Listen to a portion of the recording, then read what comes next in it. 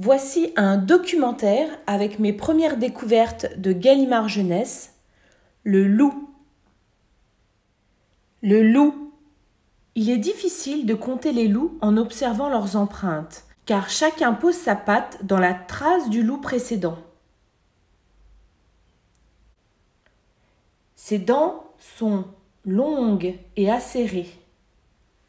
Son pelage est très épais, laineux et raide.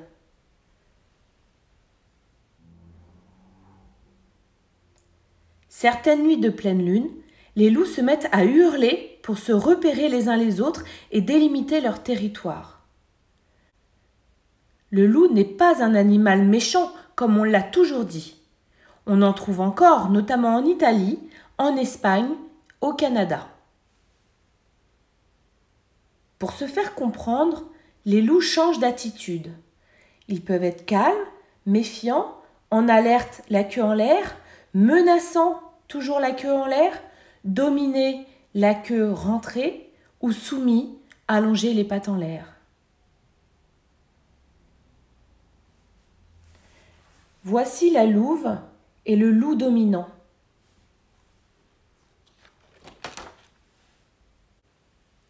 Le loup dominant dirige le groupe et montre les dents pour se faire obéir.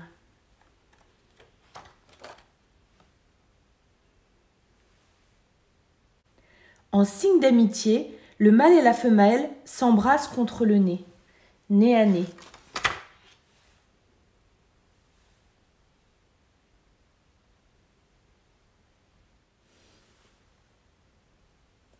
Le père apporte chaque jour de la nourriture à la louve, qui ne quitte pas la tanière car les petits sont nés. La louve n'attaque jamais.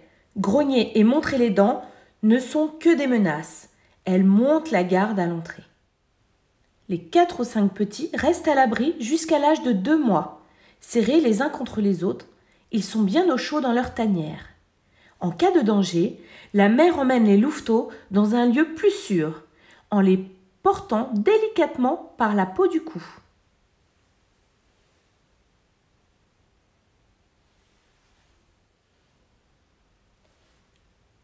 Au bout de 60 jours, les petits sortent de la tanière.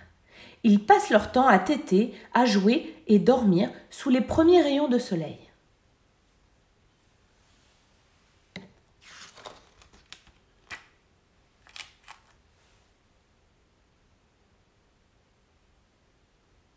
Ils jouent à se bagarrer, le plus fort sera le chef. C'était le documentaire Mes premières découvertes, le loup, dans la maternelle magique de Sandrine. N'hésitez pas à aller écouter mes autres histoires lues marquées d'une petite étoile.